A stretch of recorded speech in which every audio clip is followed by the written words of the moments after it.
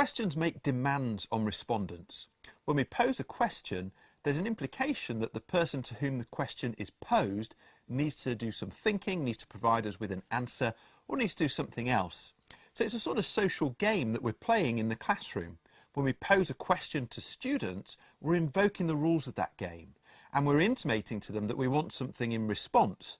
Now, usually that's in the form of an answer or perhaps an extended discussion, but it might be something else as well. For example, it could be some written work, or it could be something visual or something physical, depending on the subject that we're working in. However, what we need to remember is that the type of questions we ask to some extent determine the kind of responses we're likely to get.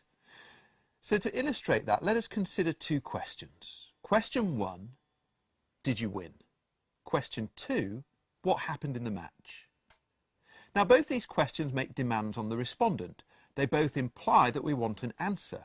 However, they set very different boundaries, very different limits around what that answer might contain. If we say, did you win?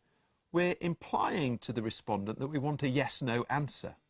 Now, they might actually ignore that implication and talk more widely anyway, but they also may well just say to us yes or no. Whereas if we ask the question, what happened in the match, we're leaving it much more open and allowing a lot more space in which the respondent can decide how they're going to answer and the kind of information they're going to share with us.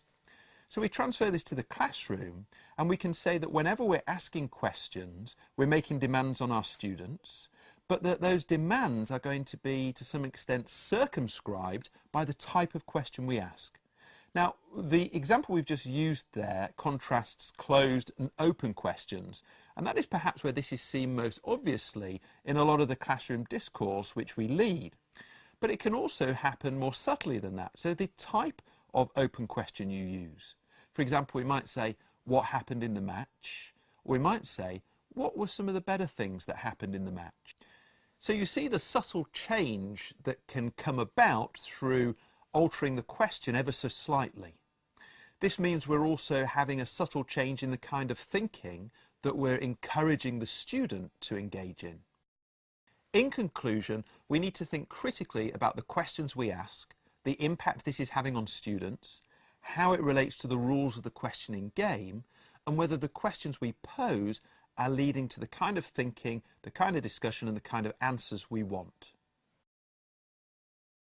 Golden nugget. Questions make demands on respondents.